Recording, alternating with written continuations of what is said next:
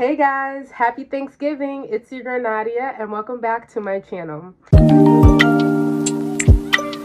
Today, I'm going to be doing a get ready with me vlog, but it's actually going to be a little bit different. It's not going to be just me. I also have my sister Natalie here. Welcome Natalie to my channel. Thanks. Today I thought we'd do, actually can you close the door? Thank you.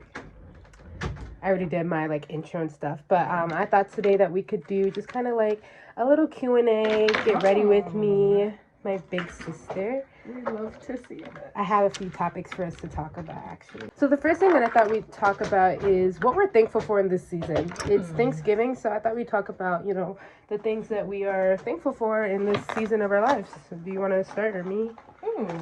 Well, first off, I'm grateful and excited to be here. This is a very raw and real video. Right, both don't have makeup on. Bare face, flexi rods and all. This Thanksgiving, I'm really grateful for family, and I'm really grateful for just the gift of life. I think that I've been in a season of really just paying attention to what I actually have and not just what I wish I had. And so I recently had a birthday, and one of the things I felt like I've been reflecting on a lot is I thought my life would be in a different place by this point. I thought by 28 I'd be married, I'd be thinking about kids, I'd have my own house, and it's been disappointing. She's not 20 yet. I said 28. Oh, I thought you said 20. I was like, no, 28. Just thinking about, my life is not exactly where I thought it would be. But I feel like in this season, God is like, but look where your life is. Look at all the things you've done that you didn't expect to do. Look at all the things you've done you never dreamed that you would do. And so I feel like I've been leaning into gratitude for where my life is right now. The family that I have, the job that I have, the creative endeavors that I've been doing. So that's what I'm grateful for. I'm grateful right now for the friendships that God has blessed me with at school. God is it was very much an answer to prayer, but Christian friendship. And I've built I've had really good connections this year, and very fruitful friendships. And I'm very thankful for my relationship with God. I feel always in this is the time where I start to get lonely during the season.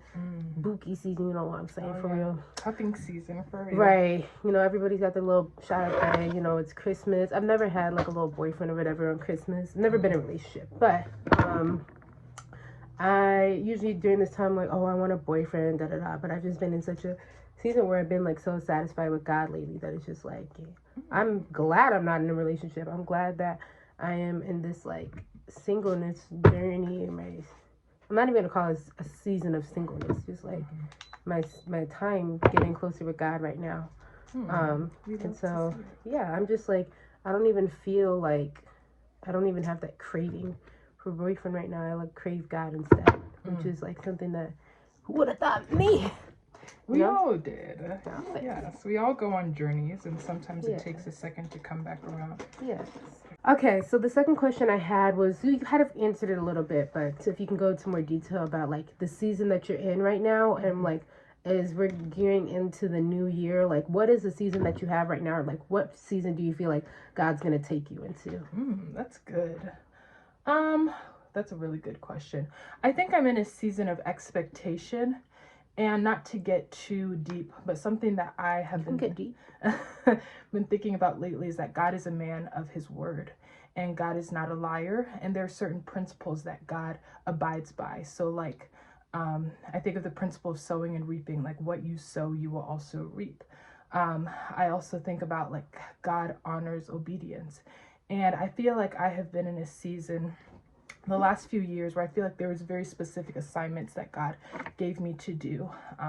One of those was writing a book, and I'll put her link to the book in the description box. Yes. Well, there's another one that I'm working on that I felt God just really challenged me to complete, and if I'm honest, I have been slow to obedience with that. I've worked on it, but there's been fear at times that has kept me from actually following through. And what type of fear? Huh? What type of fear? I think the fear of exposure. I think something that I really crave when it comes to Christian content, especially for Christian women, is authenticity and vulnerability. So it's yes, I want to know and hear that God is good. Yes, I want to talk about forgiveness and grace and things like that. But I want to talk about that in the context of real life. I want to address body image and sex and shame and identity and all of those things in real world applications. And so because that's something that I crave, that was something that I had to express in my writing. I couldn't just be like, and God led me on a journey of forgiveness. I had to talk about people that I actually had to forgive. And so because of that, I've felt this resistance to sharing that with the world, because I'm like, these are my real stories. This is not examples. This is my real life. And I felt protective of that. But I've also felt that God has asked me to do this. And so I'm in a season of actually finishing that up and giving it back to God. But also in the midst of that, I'm like, all right, Lord, well, I've done what you asked me to do. Now I'm believing, expecting you to do what you say you'll do, which is immeasurably more than what I could ask or think. And so I'm challenging myself as the new year comes to be bold about my expectation with God. Like, Lord, you honor obedience, you honor faithfulness. So I'm expecting to see, it says the goodness of the Lord in the land of the living. I'm expecting to see your goodness in my life. And not that I'm not seeing that now, but I mean that in a way of just like all of the things that I've put on pause, all of the things that I've sacrificed, I'm believing that you will fulfill that and more moving forward. That's good. Yes. I feel like I'm in a season of preparation. That's the season that I feel God's taking me on. I feel like the new year, there's a lot that God wants me to do. But I feel like I need to, just a few things, like, I can't tell which direction, but I've thought about starting like a podcast. I've thought about starting a Bible study called Vibe and Pray at my school.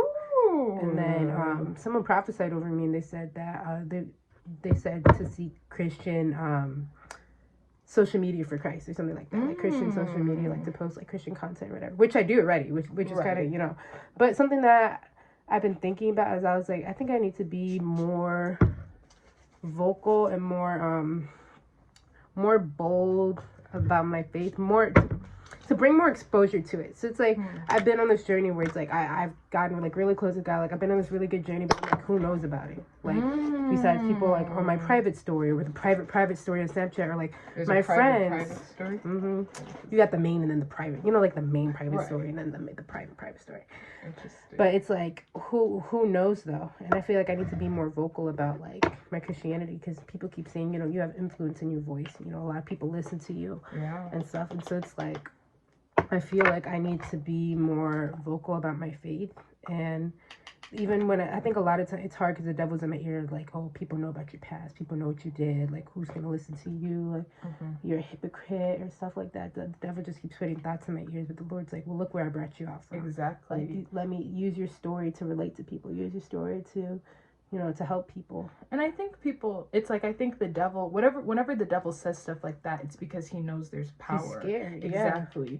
And I think, a lot of times people need to hear, the stories of people that the things that God has brought them through. Yes, to know. And, I look at the Bible a lot. It's like, you think of Moses. Moses killed somebody. It's like David had an affair. None of us have perfect stories. And even like, are you familiar with Pastor Sarah Jakes Roberts? It's like, a big part of her story is that she got pregnant at 13. Right. And I feel like part of the reason that her ministry and influence is so powerful is that people connect with this idea that they don't have to be perfect to be used by God. Right. And when we're open with that, it's like, I feel like other people feel like, oh, God can use me too. Right. And so it's just like, I feel like I need to start being open. Like even with this video, like I kind of felt I have another channel. Like it's weird. I have like Christian channels, but it's like secret accounts. It's like I don't want anyone else to find them because I want to be able to be free in what I post. Like I want to be able to post my natural hair and do all this stuff. Like and it's like I want to be free from like all this stuff. It's like kind of feel the Lord saying like why everything that has to do with me is like a secret and stuff. And so I kind of felt like maybe this video is not supposed to go on that account, but maybe on that account I used to have Nadia's life. Oh, like you don't post there anymore? I have all those videos I posted on the other channel. What's the name? Loving Your Curl? Oh, am I not supposed to? No, I guess whatever. Go to see it. But I post all the stuff on there. But I kind of felt saying like, well, why is everything about me always on a secret account that no one can find? Like I have like 3 like TikTok accounts too, where like certain ones and like no one can find it. Like I block people who have my number. Like it's like those are the ones that I'm posting like Christian content on. And so it's like how is God gonna help people? Like maybe people need to see the transformation. Yeah. You know, like people need to see like how I've like changed and stuff like that. That's because it was like a light switch changed, like, and so it's like I don't know. I've been thinking about it. I kind of want like confirmation from God. Well, I but think that's powerful. And if I could just say quick, there's this verse in the Bible that says, "We shall overcome by the blood of the Lamb and the word of our testimony." And I think that verse is powerful. I think both of what we're sharing is almost like this fear to be real in front of people. But it's like the Bible says the blood of the Lamb. So it's like God already did his part. He shed the blood so that we have the power. But when we release our words into the atmosphere, we take away that power from the devil that says there's something that can't be used by God. There's something that God can't do. And so I'm excited for both of us to see how God is going to use our authenticity and our vulnerability to not only set us free, but to unleash others as well. Right. And honestly, the person who prophesied over me kept saying stuff about, a lot of people have said stuff about our family. People kept saying like, oh, your family, women's ministry, like, it's going to flourish. Amen. So they kept saying. And so for such a time as this. Right. Yeah. Go follow her page. But yeah, so I just like, ooh, this is too dark. It's okay. Whatever. The blend. Yeah, I'll get it to blend. Thanks for having me on your channel. No problem. Thank you for coming. Ooh, that's dark. It's not my color. It's okay. It's actually caramel. Very good. Thank you. It's giving like a caramel, right?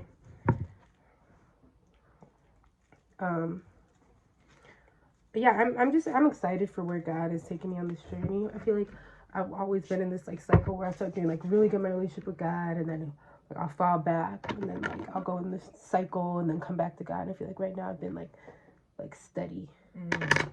Which is like different. No, I mean, not that I noticed the cycle. I mean, I noticed the steadiness. Right now. Thank you. Yeah. So it's like honestly, Christian community has helped a lot. And I think that's true for all of us. I don't think it's always ever going to be just this straight shot up, like, oh, I've got it now. I think we'll always go through ups and downs, but it's like God is there to help us when we fall. Yeah. Yeah. The next question is, what are things that you learned this year? Ooh. Some lessons. What are some deep lessons? I think a deep lesson that I learned to come to mind. I think the first one is, and since I'm here, would just be vulnerable. I think a deep lesson that I've learned is just experiencing the love of God in a very intimate way. And so I think, Jesus loves me. We say that type of stuff all the time. But I think it's an interesting thing to experience God tending to the most vulnerable parts of our heart that nobody knows about. And I had some experiences this year that were very challenging for me. And I remember once leaving an event that was very difficult. And I put on my good face and I was like, yes, this is all good. But inside I was really hurting. And I remember when I left, I felt, I hate when people are like, I remember this thing. It's like, what was the thing? Right. So one thing for me, and this is just real and where I have been, has been my desire for marriage and my disappointment with singleness. And there are many things about my life as a single woman that I love, but there are also a lot of things that have been hard. In the last year, I've had 6 friends get engaged. I'm a bridesmaid in 4 of those weddings, and in 2 of those weddings, I was the maid of honor. And so at a time in my life where I've desired marriage, it has been fun to celebrate my people, but also it has been challenging to just be real that I'm not in that place.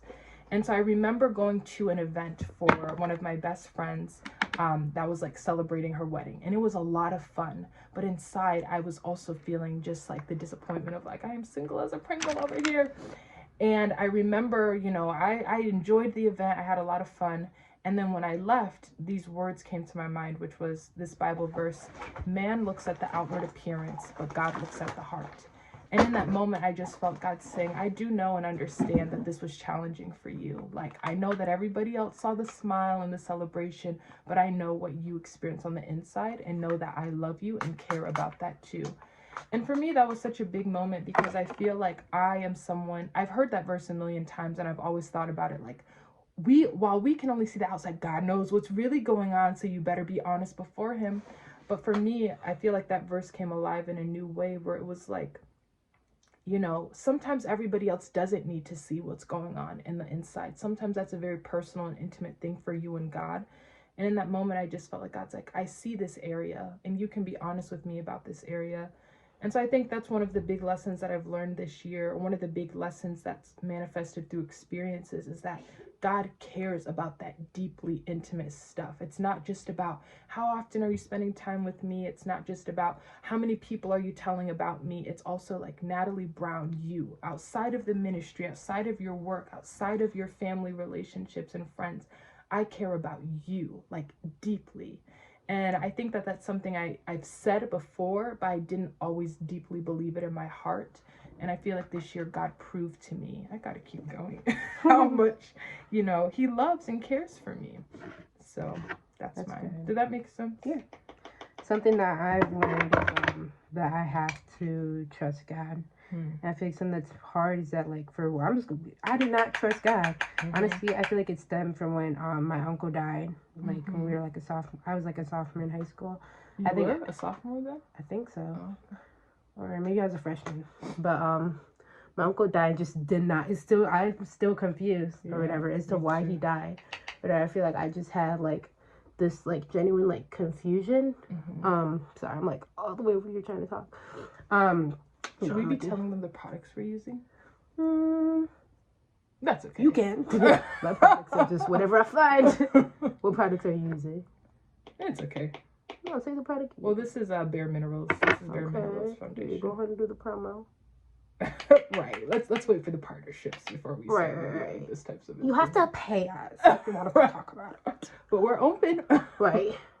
My email's down below. Yeah, I did not trust God for a while after that, and I feel like I really was starting to see that a lot. Like, it was starting. Eyeliner did not give just now. She's doing the Cleopatra. It did not give. That's not what I want to give. Really? No. On the right? I like it. I don't like it. I do. It's dramatic, but it's giving like, I don't know what it's giving, but it's. That's why I do it with eyeshadow. Just kidding. That's not the reason, because I don't have eyeliner, but we can cover that up real quick. But yeah, I didn't trust God for a while, and I feel like this year I was really starting to see how I wasn't trusting God. And it's like this year I feel like God's been trying to like show me like I can trust him. And it's hard because it's like I have this control problem, especially with God, where I want to control like what's going on, like I want to know what's happening.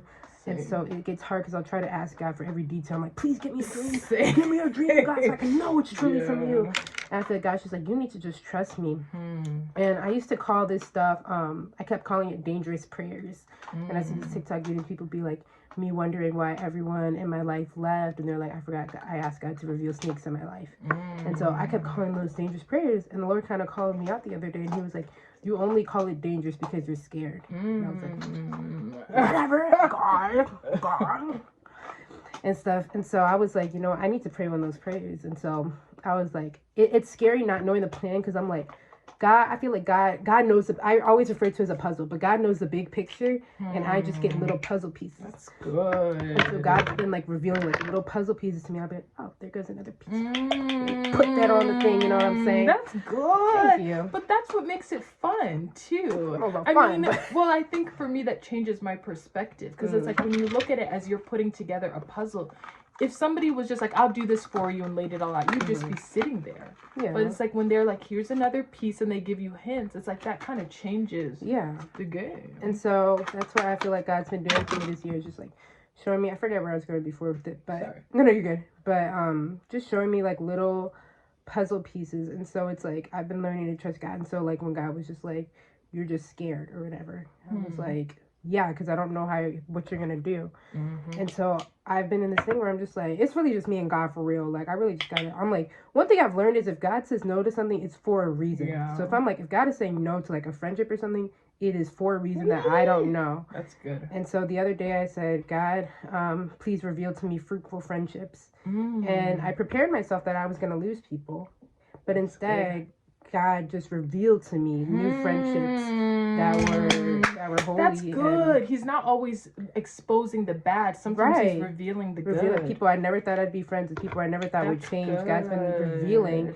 And like before I even prayed that, I was already noticing friends that were like not good. So it's like when I prayed for that, God didn't even have to really like be like, oh, there goes, I'm taking this person out of your life, taking this person. Good. It was more just like a God revealing or different sides of people that I'm like, oh, you can talk about God, or like, that's really like, good. I feel like I've been noticing like fruitful friendships and stuff, which is what I've been praying for, and it's something that I was so scared for. God's like, well, look, like, look how this turned out, like, now you have, and some people that I thought I was gonna lose, like, I didn't even lose. And some people, God was just like, I need you to pray for them. That's good. That's really good. And it's like, he says, your thoughts are not my thoughts, your ways. And I think sometimes we get so caught up in fear that because we're like, I feel like you're going to do this. And God's like, I didn't say nothing about Cheryl over there. You could continue to be friends with her. Right. Or whoever. It's like, it's helpful to remember. It's like God's ways are different than ours. Exactly. And I feel like in this season God has given me like discernment of what is a good friend or fruitful friendship, or signs to look out for that are not. And like I feel like there's one person God was just like, maybe not them. But it's like I'm like, I'm completely fine with that. Yes, you're going to. Would you like to join? She didn't want to join. No. What to you is a sign of fruitful friendship? One that we can I'm trying to be careful. One that like when you it's hard to describe. It's like I have this like discernment feeling where it's like I'll sit with someone and like something feels like I feel like this like light bring inside them. Like sometimes I can feel like the presence of God by like someone, by talking to them. Like we have like fruitful conversations, and my accountability partner the other day, she was with me and some of my friends. She was like, oh, like I just noticed like a lot of your friends, like all they're talking about is like smoking and drinking. I don't smoke and drink or whatever, but like a lot of my friends do. She's like, does that like affect you? Like always hearing that. I was just like, no. And then I was thinking about, I was like, a lot of the conversation like is about that. And I'm like, that's not really like, when you're constantly surrounded by it, it's gonna like tempt you or whatever. Yeah. And so I'm trying to be careful with like how I say stuff, whatever. Because everyone, one thing I've learned about Christians, everyone's always struggling with something. Absolutely. Everyone's always struggling. It can be the biggest, someone who you think is just like the most perfect Christian. That is so true. They're struggling with judging people. They're struggling with something. It may not always be like the basic, what we consider basic is like lust or like smoking or but drinking. A lot of times those people are too. They just are not they're not that. But a lot of them, they're also struggling. Judging is a sin, and when you're judging for how other people think, gossiping is a sin. I think there a lot with that. I think that there's a spirit in that. Yes, I think it's called like malice or something. I was looking that up the other day, but that is a spirit, and I was like, that is something a lot of Christians do. Or like I even realized that I was struggling with gossiping, and I was like, I need to not do that. So when I stopped, that is what made me notice some friendships, because I was like, what do we have to talk about besides gossiping? And I noticed that like a lot of my friendships, like all we do is gossip, like. And so I talked to some of my friends about it. I'm like, I really feel like we should stop gossiping. Like, it's a sin. And I'm sorry. No, go ahead. I was going to say, without gossiping, like, that's when we started having a lot more, like, fruitful, like, talks. Talks about God instead of talks about what other people are doing, That's really good. Yeah. I have something I want to say about friendships. But first, Nadia doesn't like the way I do my eyebrows, so you might not like this little trick. But I am a high-low beauty girl. Like, my foundation, it's a little bit more on the expensive side, but I have very sensitive skin, so that's why I use Bare Minerals. But the eye pencil that I use is from the beauty supply store. This is 99 cents. Yes.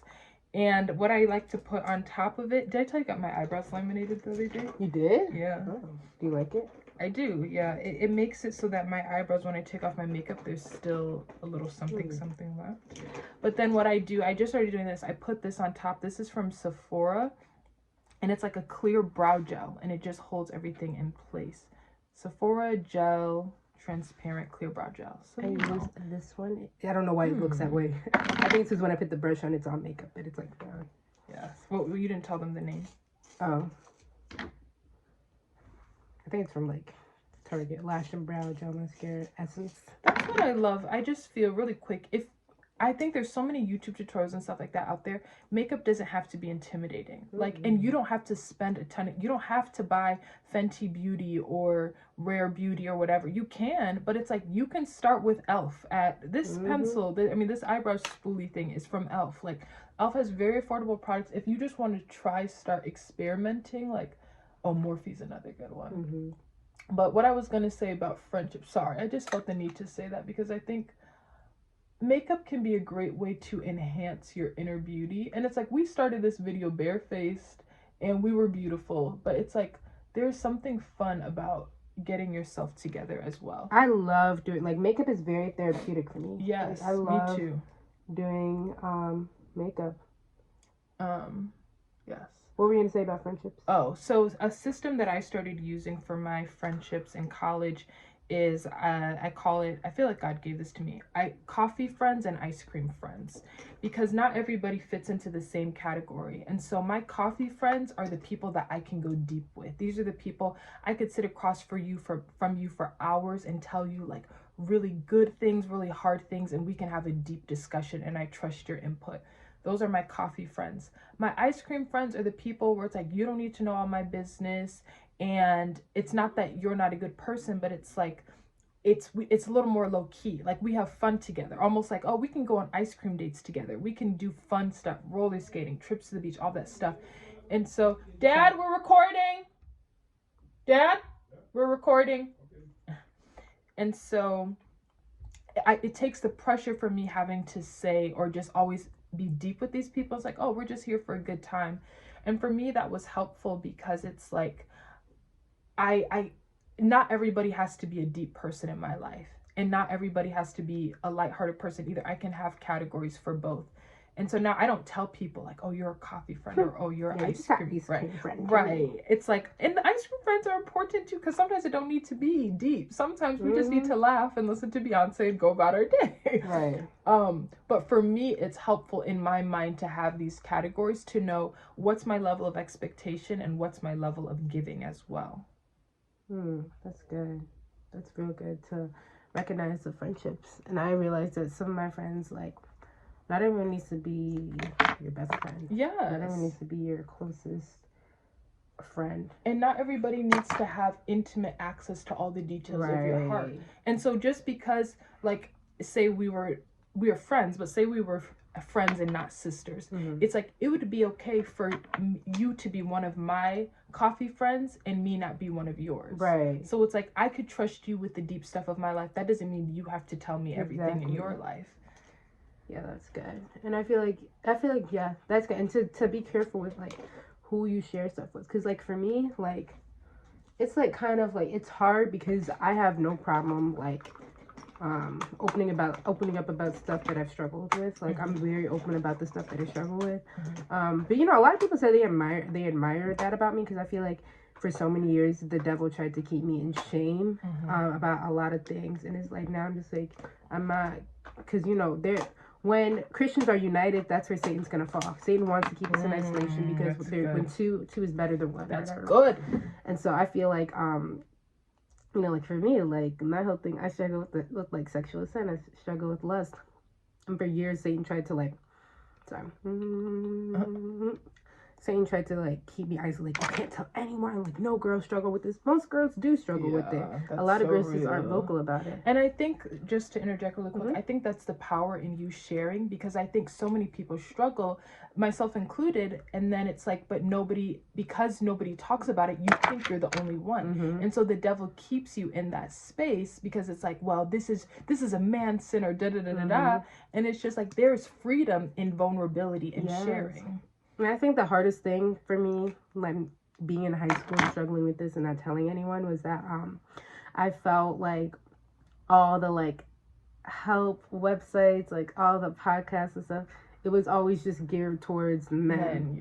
And it was always like, oh, well, men struggle with this, men do this. Oh, like, I would read Bible verses and it'd be like, boys don't do. I'm like, well, what about girls that are struggling like with them? And so the one thing that helped me, that was like something I want to do in the future, is, you know, like have a website to help girls who are struggling and be specifically towards girls. That's wonderful. And this year, like, I was so blessed to find this podcast, and it was called Overcoming Pornography for Good. And it's a girl who does it. And the thing that, like, was so impactful to me was just, like, the fact that she was a girl talking about it. And she gave, like, tips that I've never heard anyone say in my life. I feel like a lot of Christians are just like, oh, go run, like, flee from the sin. Like, and she talks about things that I've never heard before, like sitting with the urge. Sit with the urge, because it would teach you stuff about yourself. Like, instead of just running from it, she teaches you how you can get over it. That's powerful. A lot of people are like, oh, it's something that you're going to struggle with for the rest of your life. You don't have to. You don't have to.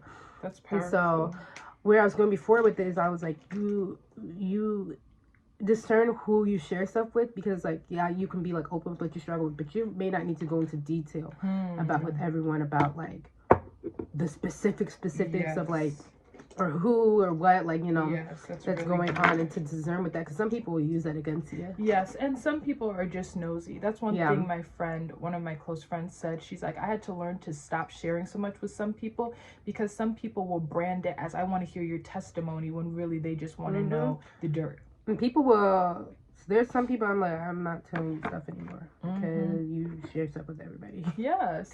Can I share something really quick?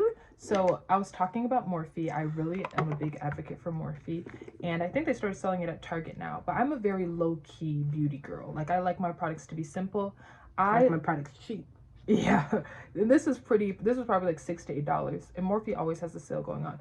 This is an eyeshadow from them. It's a jelly eye shimmer. It's the color Bolt. It's like a purple. I love this so much because it gives me just a little bit of glam. I don't even use a brush. I literally take my finger and... Elf. Yep. And honestly, there's just water in this. I ran out.